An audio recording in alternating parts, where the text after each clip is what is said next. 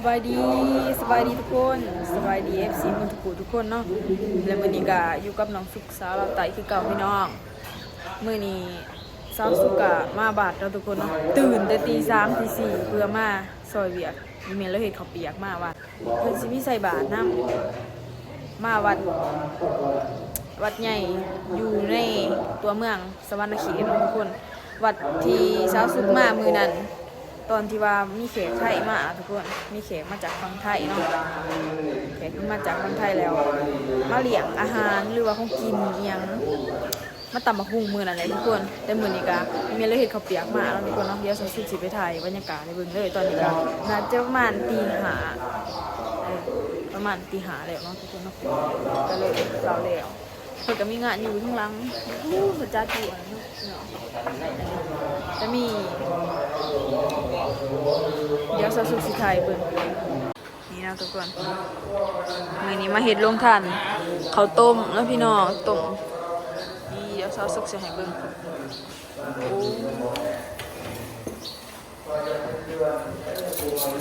เป็นตะแซ่บได้พี่น้องนี่หาเอาไปถวายพระนำเนาะทุกคนเนาะ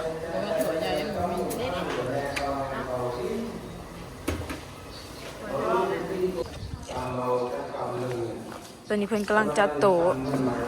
จัดตั้งแต่ว่างานนี่ก็สิใหญ่กว่างานก่อนเนาะทุกคนงานที่มีแขกมาจากฝั่งไทยเดี๋ยวสาวสุกสิพาเลาะชมในงานมีว่าแม่นฮูกบ่ทันก่อน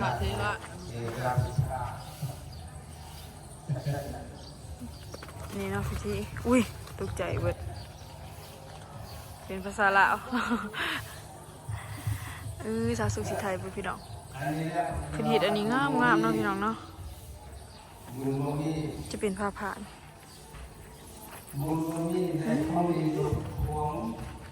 คากะหลีดอกไม้จะเป็นดอกไม้ยางเนาะพี่น้องจะบ่แม่นดอกไม้แท้แต่ดอกบัวนี่ดอกแท้ได้พี่น้อง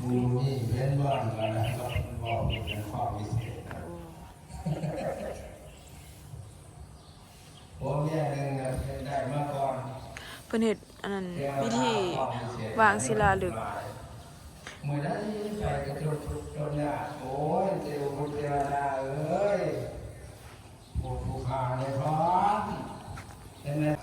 อันนี้ด้วย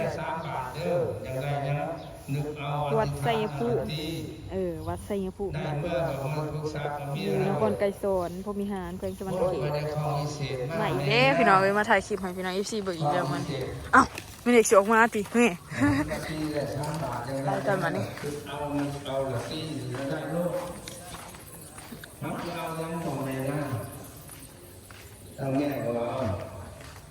เอาหอภาษาหลักสมนเทียนแล้วตีโมหอภาษาเกิดหลอกไปย่าง2 บาทยาวยังไปเสียวยังบอกว่านั้นตัดภาพมาที่แม่ครัวคือเก่าต้องสวยบ่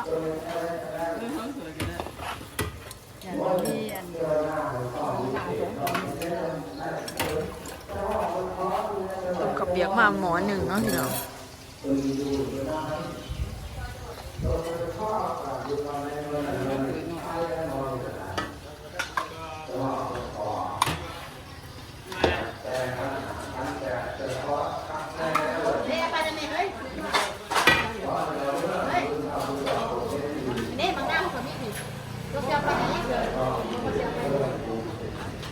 อยู่บนนี่เพิ่นจะเอายังมาเอาทุกคน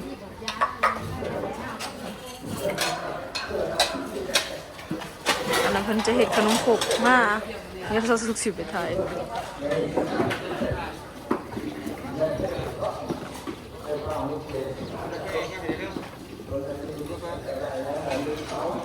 อันนี้เป็นเห็ดขนมขบพี่น้องเป็นจะเสียบเนาะ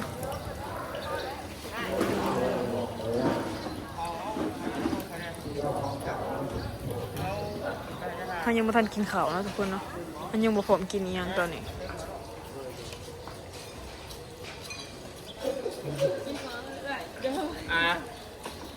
โอ้เราเห็ดเพิ่มมาหน่อยก่อน เดี๋ยวประมาณ6 โมงเขาก็เตรียมสิใส่บาทเนาะทุกคน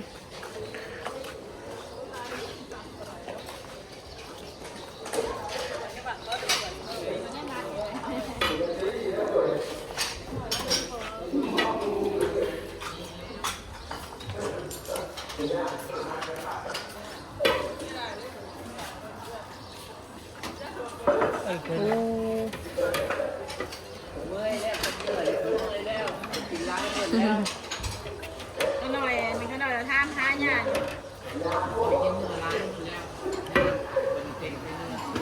โอ้กระตาด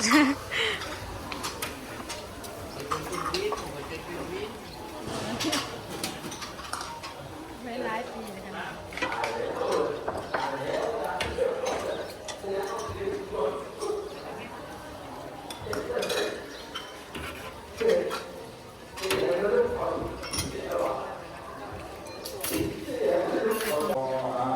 ตำรวจก็มา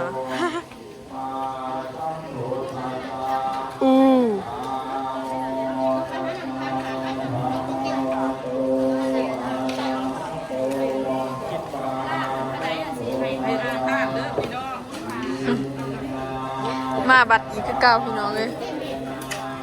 เดี๋ยวสาวสุขสิไปถ่ายเบื้องนั้นเพิ่นเฮ็ดนะเฮ็ดเฟอเนาะพี่น้องเนาะก๋วยเตี๋ยวคนไทยเอิ้นก๋วยเตี๋ยวเนาะพี่น้องแต่ว่าข้าวเปียกค่ะตอนนี้เบิดแล้วข้าวเปียกขายดีเนาะพี่น้อง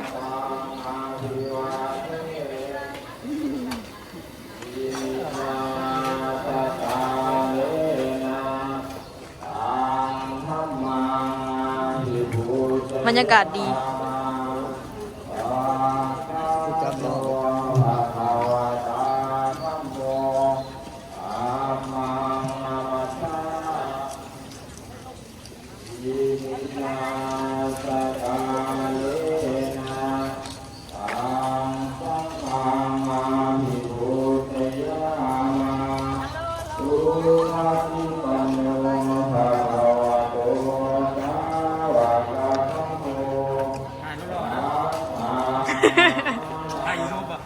แม่น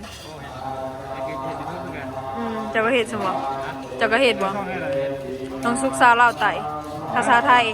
น้องซุกซาเล่าไตเจ้ามาแต่ซิโนบ่มาแต่ทางปากเซ่ผมจะประสาท เจ้าคนของทีม จากอยู่น่า มาหูจากยูทูบเบอร์อีกแล้วพี่น้อง เจ้าว่าสุภาพดี ซื้อ2แกแน่ไรซะฮะเต้ยที่โอ้ยบาย โอ้ ที่เอ็มเคส ซื้อเตยอันนี้ก็มีอีก นี่ โอ้ยพี่น้องมาขอยูทูบเบอร์ตัวนี้นะ เบิ่งใส่เบิ่งซ้อน น่าจักซับเลย อาจจะเริ่มปั้นหนึ่ง โอ้สู้ๆเด้อ 8,000แต่โดนแล้ว ปี1ซื้อซ่อมกันไหน น้องซุกซาวเล่าไต่ โอ้ เป็นภาษาไทยนี่คือสาวฝากไปติดตามคนในเรื่องพี่น้องนี่ผู้ติดตามมันกำลังมีพันมี500ไม่500ให้ไปให้ฮักกันเริ่มฮักกันเริ่มสู้ๆเด้ออยู่บ้านไหนเดี๋ยวนี้อยู่บ้านไหน มาสวรรค์นี่ โอ้ยสวรรค์มาแต่หุ่นแหละ มางานนี่โดยเฉพาะเลยบ่ โบมาแต่ถึงมาอยู่สวรรค์ จักน้องทีมเนี่ยนั่นแหละ เคยมาหลินแล้วก็รู้จักกันใน YouTube นี่แหละแล้วก็ในเพจในยังนี่แหละส่วนมันไปหลินอยู่ดิ เปิดอันนั้นได้แล้ว ฮะ เปิดได้แล้ว เปิดแล้ว ปี 1แล้ว เฮ็ด YouTube มาปี 1แล้วผู้ติดตามมากันหลาย 8,000 คนก็จะมึน อุ้ยเป็นตาเสียทันทีน้อง เวลาสิถ่ายตามหลังเด้อ จะเอาไปถ่ายภาษาเมือนี่บริถ่ายภาษา ถ่ายอยู่กัน เอาอันนี้มาเลย มาซอยเพื่อนก่อนดิ มาซอยงาน ซอยงานก่อนเอาว่าเธอเนี่ยของหนักมาซอยงานยูทูบเบอร์กันเลยมันก็มี2ยูทูบมันก็มี2ยูทูบกันจะสนับสนุน เจ๊ใหญ่ใจดีแพงสวรรค์นะเขต ายดีสบายดี เมเดียนสุดยอดคนหาบ่ไรหายากหายาก ห้องมีเรียนด้วยมาแต่ปากเสียแล้ว อาจารย์ขอเราได้นำนิมนต์อบตนครขอวันเป็นผู้อบตเมืองชลบุรีอบตเมืองสระบุรีอบตเมืองมหาสารคามอบตมหาสารคามอบตเมืองเพชรบูรณ์อบตเมืองสระบุรีอบตเมืองพีนอบตเมืองมหาสารคามอบตที แม่จี้บ่อยมากบ่ อี แม่จี้บ่อยมากบ่เอาคือบ่ส่วนแล้วนี่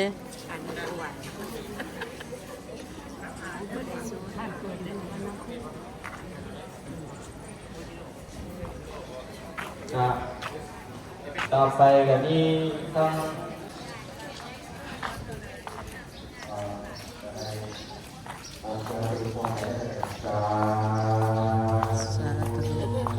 โอ้ยคนงามเพิ่นมาดิอยู่เจนี่บ่สวย ได้ยังเนาะมาวันนี้ ได้ข้าวต้ม มาแต่ตื่นแต่3 โมงพุ่น5 โมงเช้ามา4 โมงครึ่งก็เบิดแต่เช้าพุ่นถวายครูบาอาจารย์เบิดเลย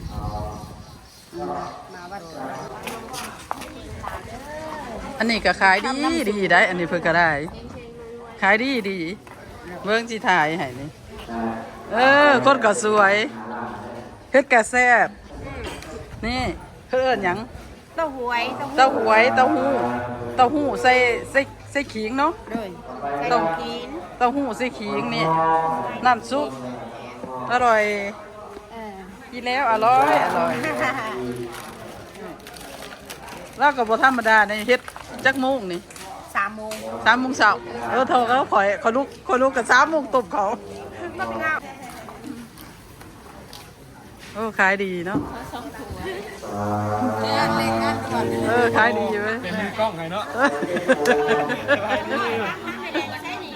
ฮะ นี่ มีคนไทยมากๆเลยคนไทยมากเมื่อกี้เพิ่นว่าแซ่บ ได้ป่ะ แซ่บโอ้ยใส่กุ้งเนาะนี่หายากดีนี่ กุ้งได้ไหม โอ้ยบ่มีเงินบ่ได้กินเลยเนาะ เป็น บ่มีบุญก็บ่ได้กินพอ แมน สายบุญเท่านั้นที่จะได้กินได้ปะไม่ได้นี่เป็นแรก เลย เงินแล้วก็เปียก เลยซื้อได้เบิดแล้วเบิดแต่เช้ากู ได้ยินไหมแกว่า ถ้าพะอยากมาวัดเด้อกินพี่ทุกอย่างพะอยากมาวัดพี่ทุกอย่างเพิ่นว่า อีก2 ถ้วย เออ แนวมาเลยสายบุญกินพี่ประเด็นเนี่ยก็จังอยู่ ตำบลลอยลาด ในคำสั่งยานั้นน้อยนึงแบบ โอ้ยขายดีไปนี่คือสิบขาดเนาะ ขายดีอยู่นี่ก็รวยเด้เนาะเฮ้ยถ้าเฮ็ดขายแบบนี้ก็ตึกได้เฮา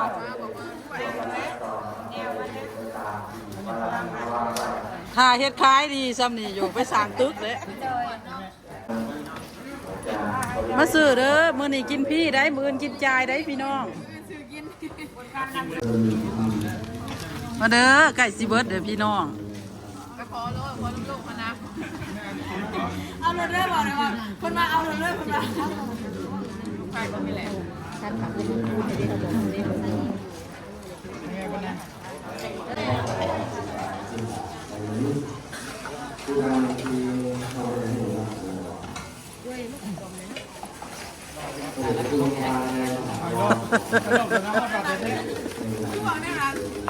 น้องเรียกซ้อมก่อนในจีบ อ่ะ เดี๋ยวซอสซูชิเป็นเต็มไหมคะกับคำเดียวเลย แซ่บเลยเนาะ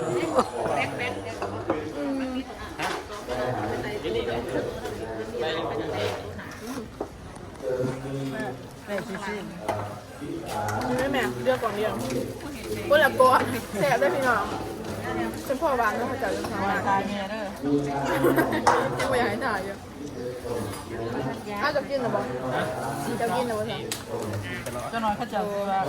เมื่อเขาจะตาม เด็กกินคนเดียวไปจังเลย ไปทางโซนหน้า โอ้ยเดี๋ยวเรากินคนเดียว เฮ้ยแป๊บนึง เบิดแล้วพี่น้องเกียงเสร็จ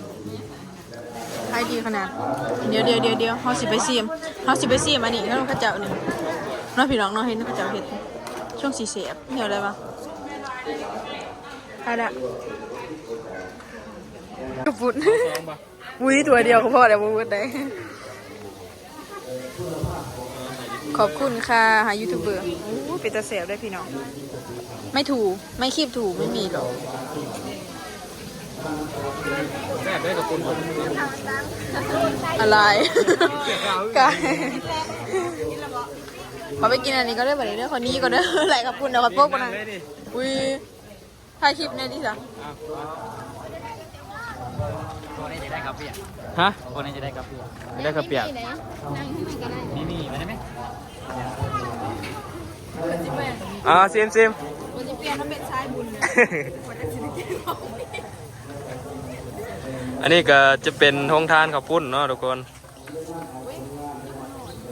เดี๋ยวน้องซุกสิกินโซ่ได้ไหมนี่ นี่ก็เป็นเศษ นี่มาถ่ายคนกินข้าวปุ้นนี่ ก่อน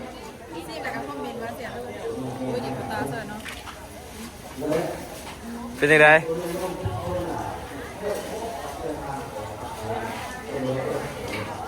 แซ่บป่ะ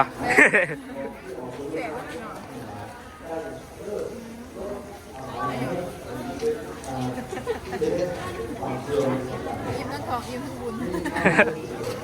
รู้สึกบักบุกงานเนี่ยก็คุ้มอยู่นะ คุ้มป่ะ งานนี้คุ้มพี่เนาะไรทั้งบุญเลยทั้งกินเลยพร้อม สบายดีไหมอันนี้จะเป็นงานวงธรรมอยู่ที่วัดใหญ่สัญภูมิขอบใจเด้อ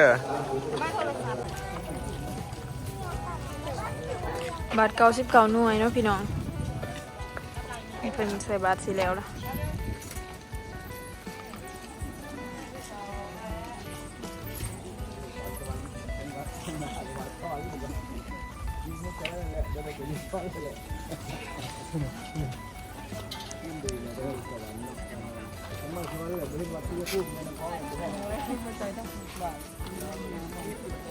เพื่อนสำเร็จเจริญพรเปิดน้องขันขันกับแผนเข้าด้วยการนำทุกทางได้การเขียนได้มานาประจักษ์ที่เดินเนาะมีมวลประเด็นคนทั้งนั้น พุทธศาสนิกชนทั่วไปเจริญพรเชิญผู้ใดใส่บาตรแล้วก็มาถ่ายรูปได้บัดนี้มาตอกวังศิลาฤกษ์ได้ มาโปรยดอกไม้ได้เนาะเอาเจริญพรอย่าโยม หรอกัดจะได้อ่านรายชื่อเจ้าภาพทศทา